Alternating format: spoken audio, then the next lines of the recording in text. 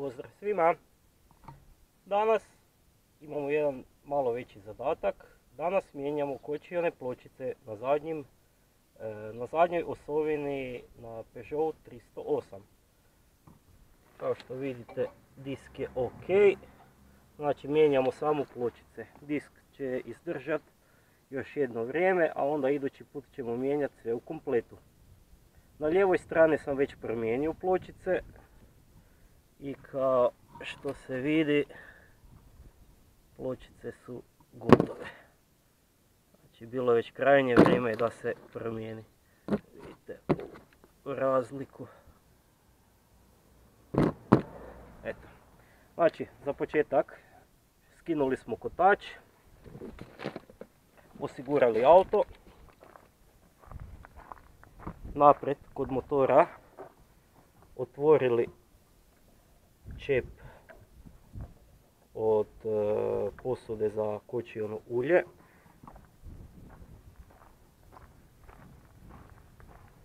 I možemo krenuti na posao. Prvo što moramo uraditi je otpustiti čeljust. Znači ova dva šrafa, jedan je ovdje, a drugi je ovdje. Prvo moramo to otpustiti da izvadimo kočionu čeljust van. Pa krenimo na posao.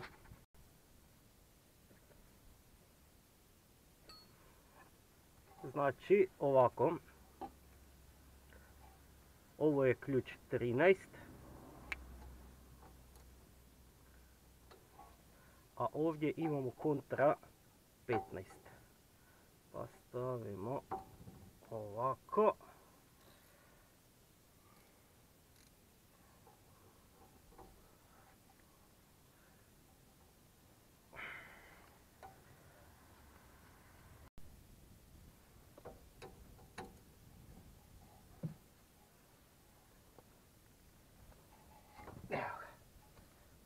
Uspjelo je.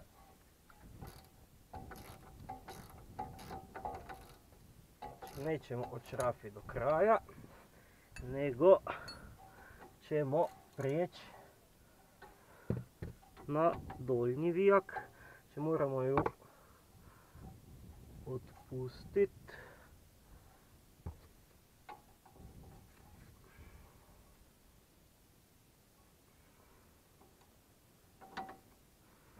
Da možemo skinuti čeljust.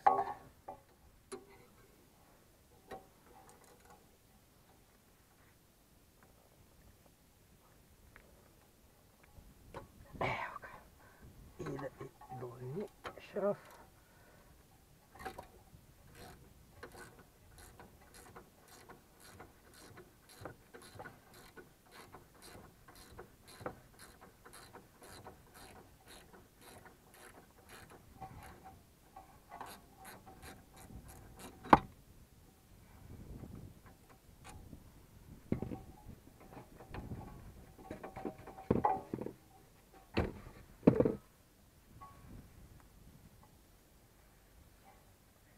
Idemo i gornji.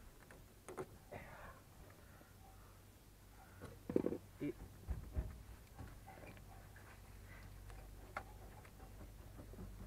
čeljust je vani.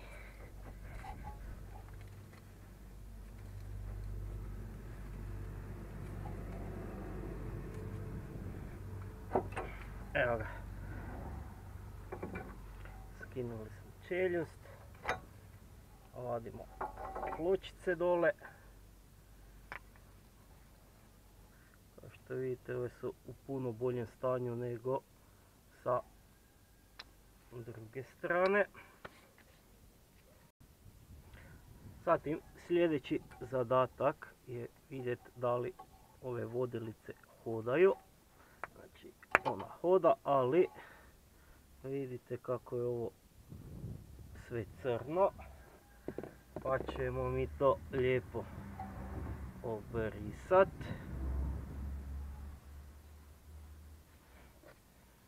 Uzet mast, silikonsku mast.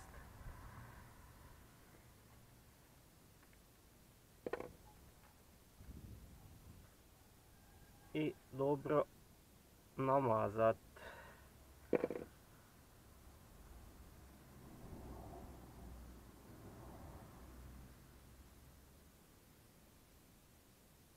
Tako, vratiti unutra i jednostavno pritisnut. Isto ćemo uraditi i sa donjom. Evo, ovo je u malo boljem stanju, znači nije toliko crna mast, ali svejedno ćemo mi to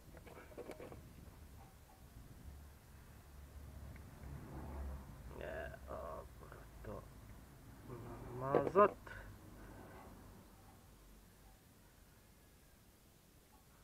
Tako, staviti unutra, pritisnut i to je to.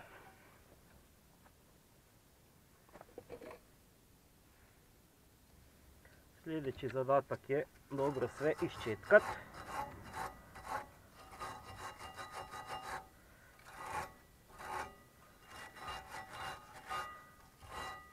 Znači sve mora biti čisto.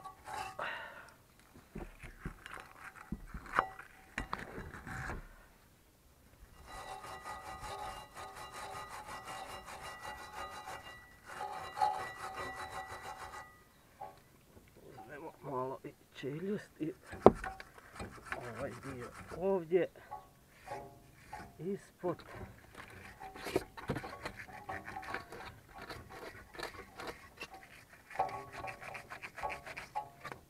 Tako. Sad uzmemo čistač kočnica. Vučkamo sve dobro. Našpricamo.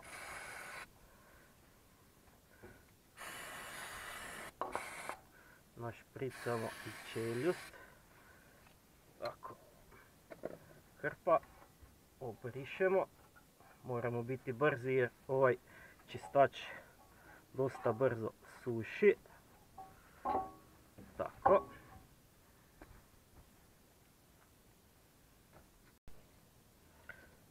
Sljedeće šta ćemo uraditi, uzet ćemo ovaj alat za pritiskanje klipa unutra u čeljust, znači da se on vrati u prvobitni položaj. Znači ja sam već složio sve šta mi treba.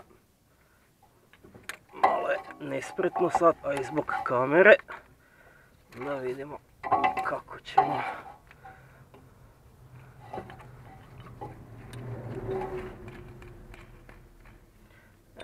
Ja ću vam pokazati. Nadam se da će se dobro vidjeti. Evo, ovako ćemo složiti kameru.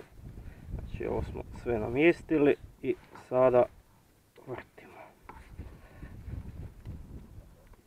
Vidite kako se klip unutra primiče.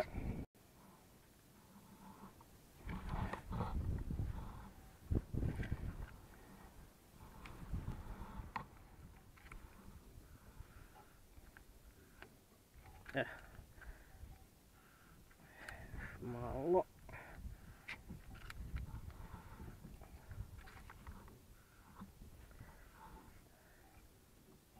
To je to.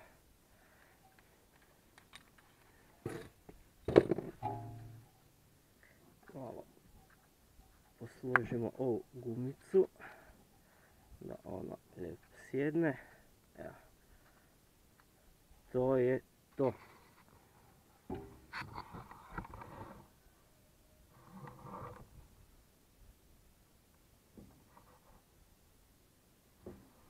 Nastavljamo dalje. Evo, sljedeće. Stavit ćemo pločice unutra u čeljust, u sjedište, ali prvo, prije svega, uzet ćemo bakreni sprej i malo rubove pošpricat. Evo da se vidi. Znači tamo gdje nalježe, tamo ćemo poprskat. Malo višak brišemo. Evo. Tako. Ovo je unutra. Uzmemo drugu i ista situacija.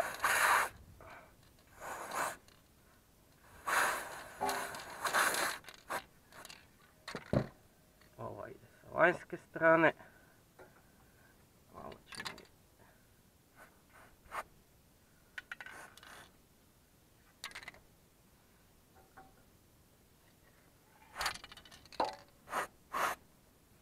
Tako.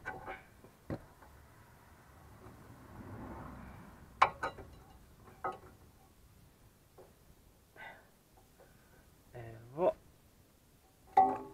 Ovdje sam zaboravio, pa ćemo... Eto.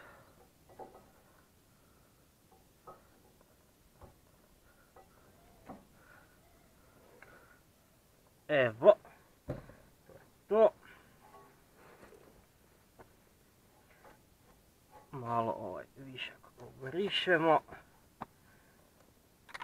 Uzmemo čistač kočnica. Još jedan put disk obrišemo. Gdje nam je... Eto. To.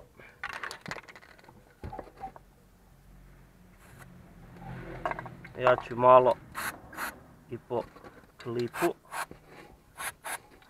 Znači svi spojevi gdje nalježe metal o metal ćemo malo poprskat.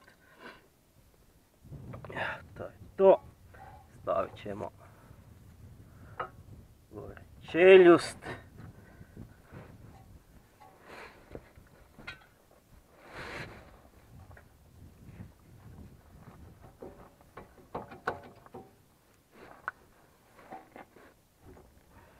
Tako. Znači vraćamo sve nazad istim redoslijedom kako smo iskidali.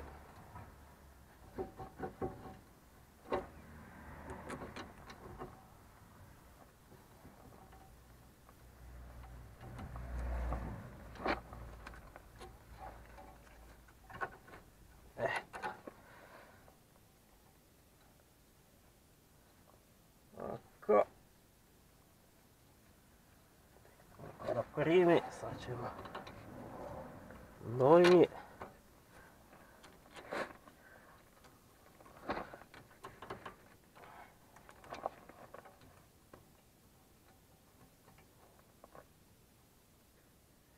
Evo, primio je. Opet uzmemo ključ 15 i ključ 13.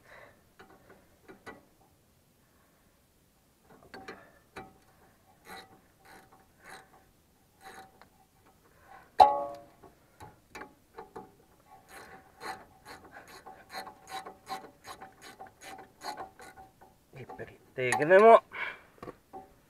Isto tako i donji vijak. To.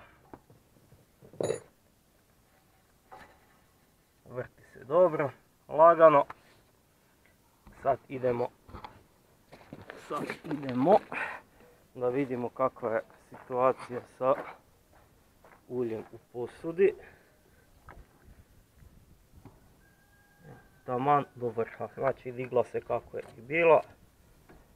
Zašrafimo.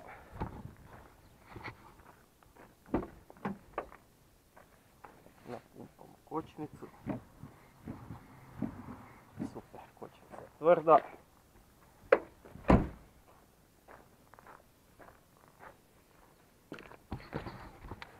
Okreni disk. Disk se vrti lagano. Evo. I to je to. Vratimo kotač nazad, pospremimo sve i zamijenili smo kočione pločice. Jako jednostavno, možete svi kod kuće raditi. samo ono, bitno je imati nekakav alat. Mi smo koristili ključ 15, ključ 13, četku, šta smo još imali, čistač kočnica, bakreni sprej. Imali smo i ovaj specijalni alat, ali da se i bez njega složiti. Malo teže ide, ali da se i bez njega pritiskati. Evo, nadam se da vam se video svidio. Ako je, šerajte, lajkajte i naravno ako još uvijek niste, pretplatite se jer uskoro slijedi opet novih zanimljivih videa. Do idući put, pozdrav, bok!